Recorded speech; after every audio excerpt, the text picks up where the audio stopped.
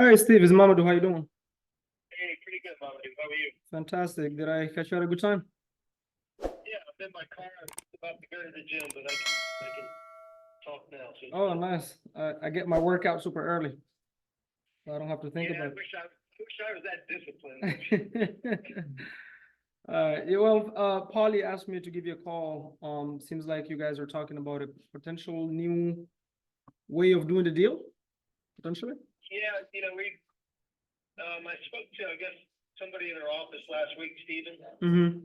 and he ran by a couple scenarios, Mm-hmm. and I guess the one we're looking at is just either a straight lease, Mm-hmm.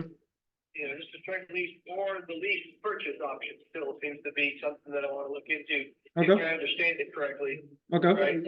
And I wanted you to go through that because sometimes I think they get caught up in. I was talking about the lease agreement, and then they will start talking about the lease purchase where you guys take the title and you pay a certain amount towards furnishings and things. And he broke that down into two different ways to approach that. But I just wanted to talk with you either about the straight lease or the lease purchase as Willie was explaining it on Thursday or Friday of last week. Got it. So are you just trying to understand the difference better?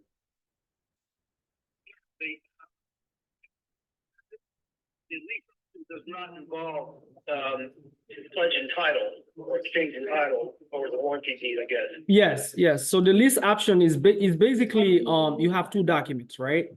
So you have a straight lease, so it's going to be obviously a commercial lease, and then you have an option to purchase in the future. So that could be 7 years, that could be 10, that could be 5, whatever we decide, right?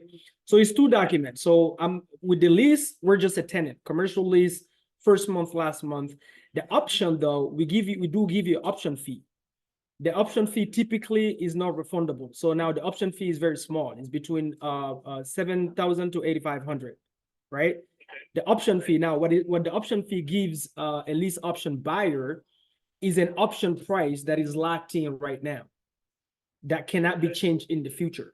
That's the whole idea. So if we agree that right now the property is worth, let's say, I forgot, I don't have the notes. Okay, 644, right? So let's just say for round numbers, we agree we're going to do 650. Well, 650, that's my option price. I'm giving you an option, deposit to lock in that number. So in 5 years, even if the house is worth $1 million, you cannot change the price on me. I still have to execute at the 650 we agree. Now, the only way you can change those terms is if I default, meaning I don't execute in the 5 years. So like 5 years comes in. Right. So if I don't execute the option, then obviously it's either one, we restructure a different option. So you charge me another option fee, and then we do a whole nother term, or you kick me out and then you do it with somebody else, so you sell the house, right? So that's the idea with the lease option. Now, there's two ways you can do it. Typically, when we do lease options on our end, we only do it with homestead buyers, meaning people that's going to buy it to live in it, right? Because somebody who's going to buy it to live in it, well, they don't want cash flow, they don't care about equity, blah blah blah. They just want to live in the house, but sometimes they have like credit issues, they cannot qualify with Chase Bank of America, and so they can qualify this way because we don't check none of that, and other than the criminal background and all, right? Yeah. So what is the benefit for an investor to do that option? Typically is only if the seller, that's probably the only option they're open to, and the cash flow is good. So like we're interested in, like, hey, you know what? Yeah, the cash flow is not bad. Even though we don't have the taxes, we don't have full control, and we're not spending a lot of money, it's fine. Like it's worth doing the lease option just for the cash flow. But typically it's not super interesting for an investor because we're losing a lot on the, we're losing on the what do you call it, on the tax benefits. And also like we don't have deed and title, right? So we don't have control. So like if I have a lease option and then let's say we have a 5-year lease, even though we do have a legal lease, but for whatever reason you decide, you know what, in 3 years, I'm just going to sell my house right now, blah, blah, blah. Like there's no control.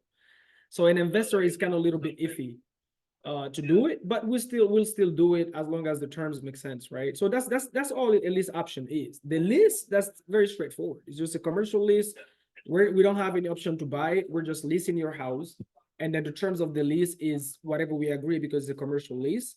Now, typically on a commercial lease, like let's say we're going to take your property and do it as and rent it as a midterm rental, for example, right? Obviously, we're going to bring a little bit higher cash flow than traditional rentals. So we're going to pay you a little bit more than market rent, but it's not a crazy amount neither. So like, for example, we've done properties where regular market rent is $2,500, and then we ended up giving the homeowner $3,000 rent as a lease, as a commercial lease, right? Now, with that being said, as an investor though, we look at it this way. Because midterm rentals and Airbnbs, all those things are seasonal. If we're doing the lease option route, even though we lock in maybe a higher number that we're giving you on a monthly basis, we might put in clauses that says, hey, if there is seasons where the property is not performing at all, and we have to revert back to regular rental, or we're just barely covering the mortgage, then at that point you also have to be willing to like calm down and wait, because you have vacancies, right? Sometimes on a midterm rental or Airbnb, you can have like 3 months vacancy, and you barely just making enough to cover the mortgage. It happens. Absolutely, 100%. On a lease option, you would. On a lease option, you would. On a lease, yeah, you would, but not. I mean, if we come, if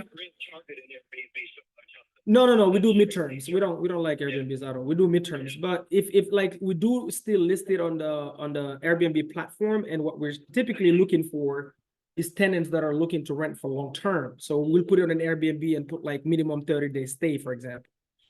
Right. And so typically we're aiming to get tenants that want to stay in for 3 months, 6 months, wherever. And then we have obviously, a big crew like in-house management. We don't deal with the management, none of that. So we don't deal with none of the headaches as well. But if we come back to you and say, hey, you know what, these 2 months here, we have to renegotiate the monthly we're giving you. Reason being is because right now is vacant, the property is not performing, and we can barely cover the mortgage. Then we'll show you the whole calendar, like full transparency, just so you see we're not making up. We'll show you an Airbnb. You can see the bookings, all of that. Not a problem at all. So it's whatever we agree. Remember, whatever we agree goes. So it's really on what you're open to, as long as a win-win, Yeah. All right. So at this point, what needs to happen, I guess, in order for you guys to consider an offer? I guess making an offer. Well, I think we kind of made it. At this point, the ball is on your court, right? So like, what options are you really open to? Like, are you just, it sounds to me from what I'm hearing from Polly, is your ideal scenario is you don't want to lose on the future equity, on the potential future equity. Let me put it that way. Yeah, and I did want to look to see if there's a way to split that in the future. But she was indicating it could go 7 to 10 years out, and so I was thinking that's a lot of equity potential to give up. If it's that far. Got it. Well, it depends, right? Way to split it, or consider a split of sorts. After Stephen explained, you might be refinancing it and getting a 70% LTV, for example, and so you'd have to take that off the top before you considered any kind of split in the equity. Yeah, at the 7-year mark. Yeah. Yeah. Well, it depends what options we're going with to do the split. What option would you consider with a potential split? Okay. That way you have the upside of 3.5 to 2.5, 3.5 years. If you did a 50-50 splitting, then that's one way to look at it. Got it. Well, it depends, right? We can skin the cat multiple ways, but she's kind of right. Like, let's say 7 years from now, where instead of selling it, we would want to refinance and still keep the asset. We can structure it in a way where is a profit split in the model. I have one that I've structured this way. Is in Texas. It was $1 million property, but the owner though participated in the deal as well. Meaning, like, we didn't have to. So we went in. We did a 70-30 type of thing. So the furniture and design, we came at 70%, and then he brought the 30%. So he invested with us, and he became a partner essentially. So we split the cash flow and the appreciation, but we are the ones taking care of the property, handling all the everything basically, right, with the option to buy. And then at the end we did a profit split, but it just gotta make sense how you structure it. So it depends, what are we coming up with on the table on our end, and what are you coming up with, right? Like, what does that look like? Because if you're just saying, hey guys, I have the property, I'm just giving you guys as a lease option, give me the money, so the option fee, and then the first month and last month, right? And then we're also giving you a full option price, purchase price. And the only reason we're giving you full option purchase price is because you're willing to do a lease option in the first place. Because if it's a cash sale, I'll probably just give you 70% of what the property is worth on the cash and just move on, right? So the only reason I'm giving you that option price is because you're willing to give me terms and give me enough time for the property to appreciate, so that I am able at that point to refinance you out and then me start getting my equity from that point on, right? And then start getting more cash flow. So, but if you're like, hey, yeah, plus I have the issue of trying to get retain my own law firm again, who was dealing with the IRS, but I have these liens, remember?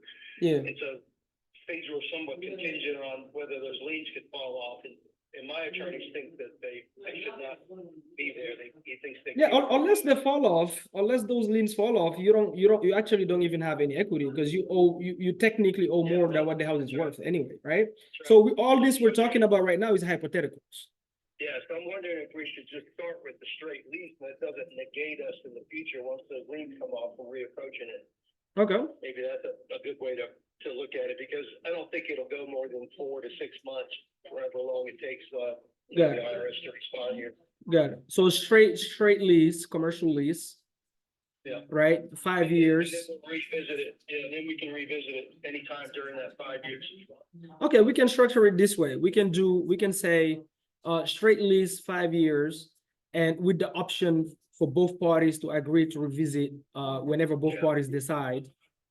Yeah, upon mutual agreement, blah blah blah. Yeah, we can do that, not a problem at all. I think the only thing, again, like I just said on the lease, remember, because this property, I don't think it cash flows as a regular rental at all. It seems like your monthly is higher than market rent in that area, right? Yeah. Okay, so with that being said, you understand then we're both taking a risk, which is, that's the business I'm in. It's not an issue, but we're gonna have some months that is not gonna do so great. That's 100% guaranteed. Yeah.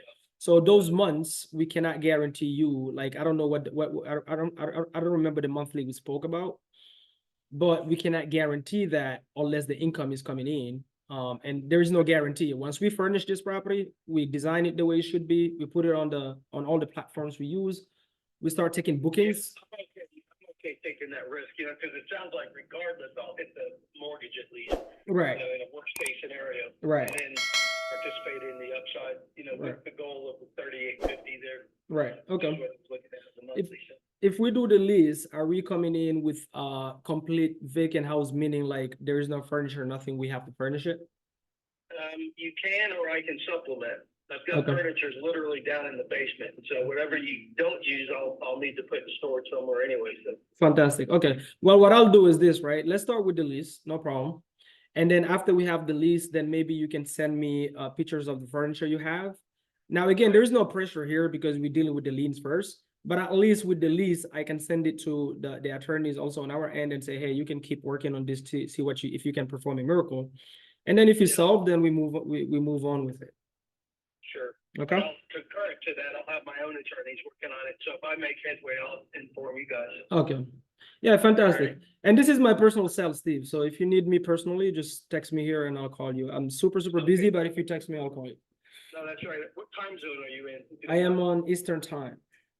You are, okay. But as am I, so that's fine. Fantastic. All right. Okay, all right, Steve. Well, and just should I hear from Polly or have? No, I'll have Christine. So my transaction coordinator is Christine. She will draft it up and send it over to you. And by the way, does she have to add your ex-wife into the lease, or what is that? Not on the lease agreement. Okay. Is she anywhere on the title deed on this property? She's on title. I added her, just for the sake of adding her, but she's never been on the mortgage itself. Yeah. So what happens if, let's say everything is solved? Again, hypothetical. She'll cooperate because she'll get some funds out of it. Okay. I'm not worried about her, No, just making sure, because I've seen, like, we don't want no headaches afterwards with. Okay, got it.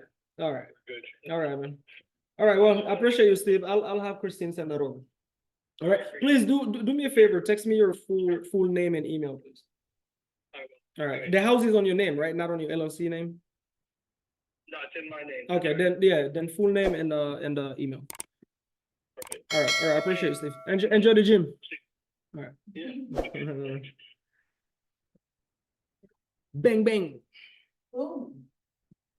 Just, I just sent out the